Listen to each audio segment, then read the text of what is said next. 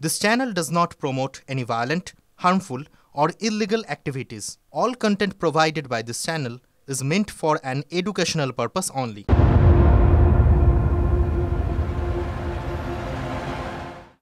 লাল T shirt পরে একজন এসে মানে খোঁজাখুঁজি করছিল, সন্দেহজনকভাবেই সে তাকাচ্ছিল, কিন্তু আমি তাকে দেখলে চিনবো যে সেই মুখ। মাস্কট স্পিন কন্ট্রোল ল্যাবের পরীক্ষায় এটি প্রমাণিত। কেয়াসেট আলোপেক্স পেন্টা অ্যাক্টিভ নতুন চুল গজাতে সাহায্য করে, চুল পড়া বন্ধ করে। Keya Seth Alopex penta active 10 hair fall প্রবলেমের একমাত্র সলিউশন।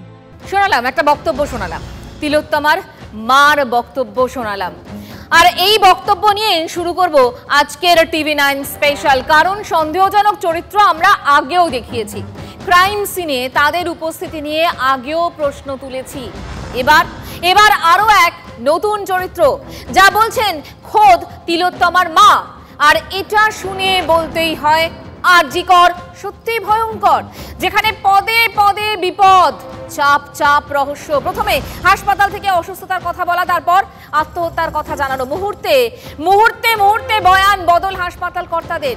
প্রাণের চেয়ে প্রিয় মেয়ের করুণ পরিণতি শুনে পানিহাটি থেকে ছুটতে কলকাতায় এলেন মা বাবা। খুন হয়ে যাওয়া মেয়েটির মুখ একটি বার দেখার জন্য মাথা কুটে মরলেন তারা। তারপরও ঘন্টার পর ঘন্টা তাদের বসিয়ে রাখা হলো। অভিযোগ, সেই সময় তিলোত্তমার মা বাবার উপর কড়া নজর রাখা হচ্ছিল। এরই মধ্যে একজনের চোখ এড়ায়নি অভিভাবকদের। কে তিনি? চর্চায় এবার সেই লাল জামা পরা এক ব্যক্তি। তিলোত্তমার মায়ের দাবি, হাসপাতালে যাকে দেখা যায় বেশ কিছুক্ষণ। তার মায়ের কি বক্তব্য দেখাই আপনাদের। কি বলছেন তিলোত্তমার মা? কিছু খুঁজছিলেন লাল জামা পরা এক ব্যক্তি, তিনি আর কি বলছেন? ওই ব্যক্তির গতিবিধি ছিল সন্দেহজনক। এছাড়া অভিযুক্ত কিছুক্ষণ পরই উধাও হয়ে যায়। বক্তব্য তিলোত্তমার মার। তিলোত্তমা খুন ধর্ষণের ঘটনাস্থলে ঘটনার দিন বহিরাগতদের জমায়েতের অভিযোগ ঘিরে তোলপাড় হয়েছে ইতিমধ্যে রাজ্য। একের পর এক বাইরের লোকের উপস্থিতি একটার পর একটা প্রশ্ন তুলে দিয়েছে সামনে। আর এই প্রেক্ষাপটে ঘটনার দিন হাসপাতালে এই লাল জামা পরিহিত ব্যক্তিকে ঘিরে রহস্য আরো দানা বেঁধেছে। লাল টি শার্ট পরে একজন এসে মানে খোঁজাখুঁজি করছিল, হ্যাঁ, সন্দেহজনকভাবেই সে তাকাচ্ছিল, মানে কোনায় কিছু খোঁজার চেষ্টা করছিল। আমার পাশে একজন মানে স্টুডেন্ট ছিল, তাকে আমি বললাম, দেখো তুমি কি একে চেনো? ও বললো আমাদের গ্রুপ ডি। আমি বললাম ওকে ধরো, ও কিন্তু সন্দেহজনকভাবে তাকাচ্ছে। বললে ও দৌড়ে গেল, তার ফটো নাকি তুলে রেখেছিল, কিন্তু আমার কাছে কিছু নেই, কিন্তু আমি তাকে দেখলে চিনবো যে সেই মুখ। ভাবুন একবার, একমাত্র মেয়েকে মানুষের সেবা করার জন্য পাঠিয়েছিলেন মা বাবা, সে কিনা নিজের কর্মস্থলেই এভাবে নৃশংসতার শিকার হলেন। মেয়ের জন্য যখন মা বাবার বুক ফেটে যাচ্ছে, তখনও ষড়যন্ত্র চলছিল, নজরদারি চলছিল। অচেনা মুখের সারি ছিল সেখানে, তার মধ্যে লাল জামা পরে ব্যক্তিকে নিয়েই যত অবিশ্বাস।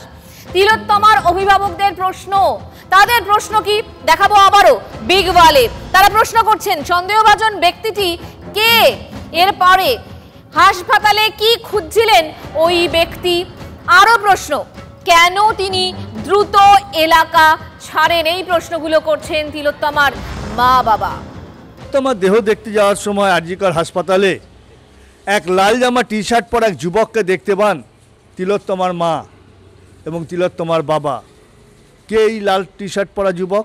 তিলোত্তমার মায়ের অভিযোগ, কোনো কিছু খুঁজতে এসেছিল, যেটা হয়তো প্রমাণ হিসাবে ছিল, সেটা সরাতেই ওই যুবক এসেছিল। এই টি শার্ট পরা যুবকের আদৌ কি কোনো খোঁজ পেয়েছে পুলিশ, বা তার নামে কোনো অভিযোগ জমা পড়েছে পুলিশের কাছে? 9ই অগস্ট থেকে তিলোত্তমার পরিবারের উপর ঝড় বয়ে চলেছে। তিলোত্তমার বিচারের দাবিতে গোটা দেশ তাদের পাশে রয়েছে। পর এত ঘটনার পরও 9ই অগস্টে আরজিকর হাসপাতালে সন্দেহভাজন ব্যক্তির মুখ ভুলতে পারেননি তিলোত্তমার মা। এখনো তাকে দেখলে ঠিক চিনতে পারবেন, যার ছিল সেই লাল জামা। সেদিন কি উদ্দেশ্য ছিল তার? তিলোত্তমার মা জানিয়েছেন, এক পড়ুয়ার থেকে তিনি জানতে পেরেছেন যে ওই ব্যক্তি গ্রুপ ডি কর্মী। কেন তার গতিবিধি সন্দেহজনক থেকেছিল পরিবারের কাছে? পিছনে কোন রহস্য? তবে তিলোত্তমার পরিবার স্পষ্ট করে দিয়েছেন অনেক কিছু। চাই যারা দোষী তারা যেন ধরা পড়ুক আর নিরপেক্ষ তদন্ত হোক। একটা প্রতিরোধ বন্ধ করার জন্য এত পুলিশ নেমে পড়লেন, এত পুলিশ, এত কিছু, কিন্তু যখন আমার মেয়েটা ডিউটি করছিল তখন যদি তাকে একটু সুরক্ষা দিতে পারতেন হয়তো আজকে আমার মেয়েটা আমার কাছে থাকতো। আরজি করে লাল জামার পর আর এক চরিত্র, ইনি আফসার খান। ইনি কে বলুন তো? সন্দীপ ঘোষের পোষা মস্তান। পোশাকি নাম অবশ্য একটা আছে তার, তা হলো অ্যাডিশনাল সিকিউরিটি। আরজি করে আফসারদের মতো ব্যক্তিগত বাউন্সার নিয়ে ঘুরতেন সন্দীপ। গত বছর সন্দীপকে বদলি করা হয়েছিল আরজি কর থেকে। তার জায়গায় মাসখানেকের জন্য অধ্যক্ষ হয়েছিলেন মানস বন্দ্যোপাধ্যায়, যিনি এখন বর্তমান অধ্যক্ষ। মানুষ কি করেছিলেন? সাধারণ একটা প্রশ্ন করেছিলেন, জানতে চেয়েছিলেন আফসার হাসপাতালে করেনটা কি। আর তারপর সন্দীপের বাউন্সারের হাবভাব দেখুন। वॉइस मेरा आहिस्ता है, वॉइस ऐसे ही है मेरा। हम लोग खान लोग का वॉइस ऐसे ही होता है। ठीक है, वॉइस आस्ते করুন। বলুন আপনি কি কিসের কাজটা করেন সেটা আমি জানা।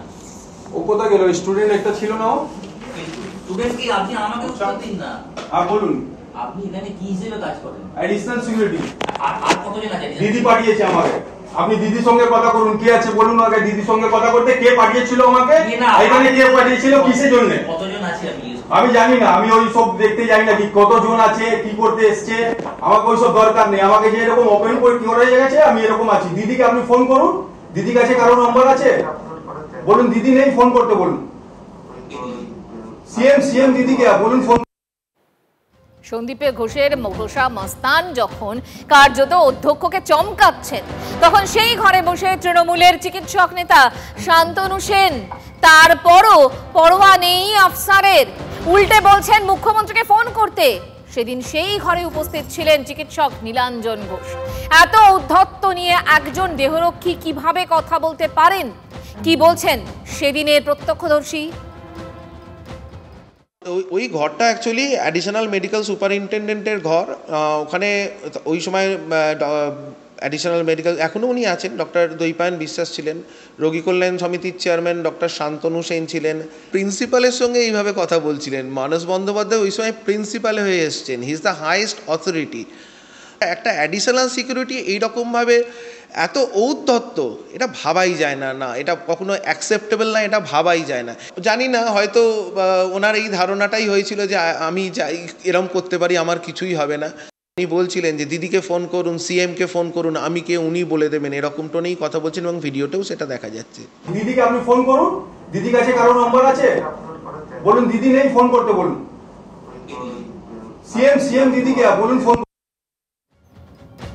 কি ভয়ঙ্কর উদ্ধত্ত ভাবুন। অভিযোগ যে সন্দীপের রিক্রুট করা অফিসারদের মতো বাউন্সাররা দাপিয়ে বেড়াতো আরজি করে হাসপাতালের, কাউকেই মানতেন না তারা। আরজি করে প্রাক্তন ক্লার্ক তারক চট্টোপাধ্যায় কি বলছেন এই নিয়ে শুনুন। একে গুন্ডা সর্দার বললেও ভুল হবে না। উনার রাজত্ব কায়েম করার জন্য উনি নিজস্ব একটা আলাদা সেটআপ তৈরি করেছেন এবং এটা পরোক্ষভাবে ওর যে লোকজন বলতো যে আরজি করের মুখ্যমন্ত্রী, ওনার নিজস্ব রিক্রুট বাউন্সার ছিল। এরা বাটাম থেকে শুরু করে সব কিছু করাতো, এই যে বাহিনী, এ সব কিছু এরা এদের ভাষা ছিল পালিশ করে দে। শুধু তারকবাবুই নন, আফসার খানের বিরুদ্ধে আখতার আলী অভিযোগ ছিল যে বেআইনিভাবে আফসারকে একাডেমিক বিল্ডিং চত্বরে ক্যাফে পাইয়ে দিয়েছিলেন নাকি সন্দীপ ঘোষ। আফসারের মতো আর এক কীর্তিমান, তিনি কে? শান্তনু দে। অন ডিউটি চিকিৎসককে ধর্ষণ করে খুনের পর সেমিনার রুমে ঘটনাস্থলে দেখা গিয়েছিল এই সন্দীপ ঘোষের আইনজীবী শান্তনু দেকে। বলেছিলেন ওপিডিতে ডাক্তার দেখাতে গিয়েছিলেন। প্রশ্ন উঠেছে সেমিনার রুমে সন্দীপ ঘনিষ্ঠ আইনজীবী কি করছিলেন? কার ফোন পেয়ে সেমিনার রুমে পৌঁছে যান তিনি? অথচ সেদিন রাত 10:26-এও শান্তনুকে দেখা যায় ওই হাসপাতালে। দেখা যাচ্ছে যে এমপি সৌগত রায়ের পিছনে দাঁড়িয়ে রয়েছেন সন্দীপের বিশ্বস্ত আইনজীবী। দেখো যে ভিডিও আছে, আপনি সেমিনার রুমে ছিলেন, আপনি ছিলেন মর্গের ভেতরে, কি করে গেলেন ওপিডি থেকে? আমি ছিলাম না, আমি মর্গের ভেতরে সেমিনার রুমে ছিলেন না? সেমিনার রুমের আমি বাইরে ছিলাম। তাহলে ওটা তো ওপিডি নয় শান্তনু বাবু। আর আশপাশে কিন্তু দেবাশিস সোমের ছবি আছে ভিডিওতে। আপনি চেনেন দেবাশিস সোমকে? আপনি দেবাশিস সোমকে চেনেন? মানে অ্যাজ আ ফ্যাকাল্টি হিসাবে চিনি, বাট অতটা আমার কোনো আপনার একদম পাশে দাঁড়িয়ে আছে, আমি চিনতে পারেননি, বেশি দূরে নয়। হতে পারে। শুনলেন তো সন্দীপের আইনজীবী শান্তনুর কথা। কিছু লুকানোর আপ্রাণ চেষ্টা করে গেলেন কি? তিনি নাকি ডাক্তার দেখাতে গিয়েছিলেন, অথচ সেই মানুষটি শরীরে যন্ত্রণা নিয়েও রাত প্রায় 10-10:30 পর্যন্ত হাসপাতালে থেকে গেলেন। ভাবুন কতটা ধৈর্য একজনের থাকলে এটা সম্ভব হয়। তিলোত্তমা ধর্ষণ করে মোড় ঘোরানো এক্সক্লুসিভ ছবি সোমবার আমরা দেখাই, TV9 স্পেশালে দেখিয়েছিলাম আমরা। আজ আর এক এক্সক্লুসিভ ছবি দেখাই আপনাদের। এই দেখুন যে ছবিটা দেখাচ্ছি আপনাদের, পার্ক সার্কাসের ন্যাশনাল মেডিকেল কলেজের রেজিস্টার খাতা। এটা হাজিরা খাতায় 9 আগস্টের দিন জলজল করছে প্রসূন চট্টোপাধ্যায়ের সই, যিনি কোট আনকোট আরজি করে বহিরাগত। সন্দীপ ঘোষ ঘনিষ্ঠ হিসেবে পরিচিত কেন ন্যাশনাল মেডিকেল ছেড়ে আরজি করে সেদিন গিয়েছিলেন? ডেটা এন্ট্রি অপারেটরের কি করছিলেন সেখানে? তাদের থেকে ব্যাখ্যা হিসেবে যে যা পাওয়া যাচ্ছে তাতে জল কিন্তু আরো ঘোলা হচ্ছে।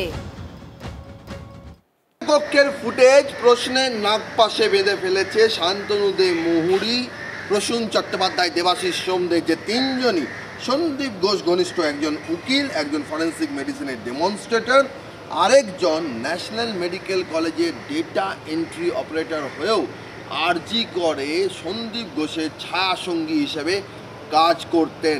অভিযোগ তোলা হচ্ছে যে তাদের সকাল থেকে রাত পর্যন্ত উপস্থিতি বলে দিচ্ছে যে তিলোত্তমার দেহ আরজিকর মেডিকেল কলেজ চত্বর ছাড়া না পর্যন্ত প্রতি পদে তথ্য প্রমাণ লোপাটের যে চিত্রনাট্য তৈরি হয়েছিল সেই চিত্রনাট্যই মেনে কাজ করছিলেন এই কুশীলবরা। এই অভিযোগই করছে চিকিৎসক সংগঠনগুলো। ছবি আর ছবিকে ঘিরে যে প্রশ্ন উঠছে তার ব্যাখ্যা দিতে পারছেন না অভিযুক্তরা, আর সেখানেই বাড়ছে জল্পনা। সেমিনার হল বহিরাগতদের ভিড়ে ভরা যায়, তবু সন্তান হারা মা বাবা যাওয়ার অনুমতি পান না। তাদের ঘন্টার পর ঘন্টা বসিয়ে রাখা হয়, আর সেই রহস্যে বেরিয়ে আসছে একের পর এক চরিত্র। তিলোত্তমার ধর্ষণ খুনে বিচার চেয়ে রাজ্য জুড়ে তীব্র থেকে তীব্রতর হয় আন্দোলন। বিরোধীদের লাগাতার আক্রমণের মুখে পড়তে হয়েছে শাসককেও। তিলোত্তমার ধর্ষণ খুনের তদন্তে আদালতের ভর্ৎসনার মুখে পড়ছে পুলিশ প্রশাসন।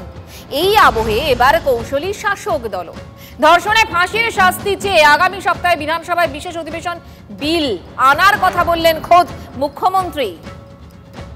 নেক্সট উইকে অ্যাসেম্বলি কল করব বিধানসভায় স্পিকারকে বলে, এবং আমরা ওয়েস্ট বেঙ্গল অ্যাসেম্বলি থেকে আগামী 10 দিনের মধ্যে ফাঁসির ধর্ষকের ফাঁসি চাই এই বিল আমরা পাশ করে রাজ্যপালের কাছে পাঠাবো। মেয়েরা মনে রাখবেন, রাজভবনে গিয়ে বসে থাকবে ঘন্টার পর ঘন্টা, ভাইরাও থাকবে। এ বিল সই করতে হবে, রাজ্যপালের কাছে, রাষ্ট্রপতির কাছে পাঠিয়ে দিয়ে দায়িত্ব সারলে হবে না।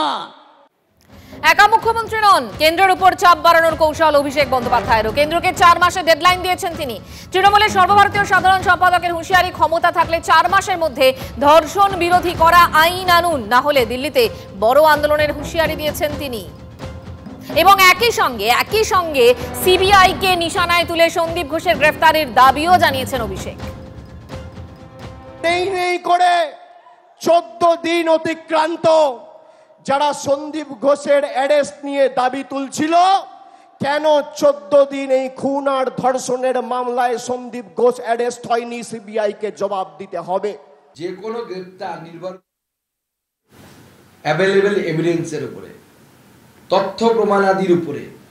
তথ্য প্রমাণ, আপনাদের মনে হয় যে আপনারা যে ভিডিও দেখেছেন, যে মেলা বসিয়েছিল ওখানে সন্দীপ ঘোষ, সেই মেলার পর ওখানে কোনো তথ্য প্রমাণ থাকবে?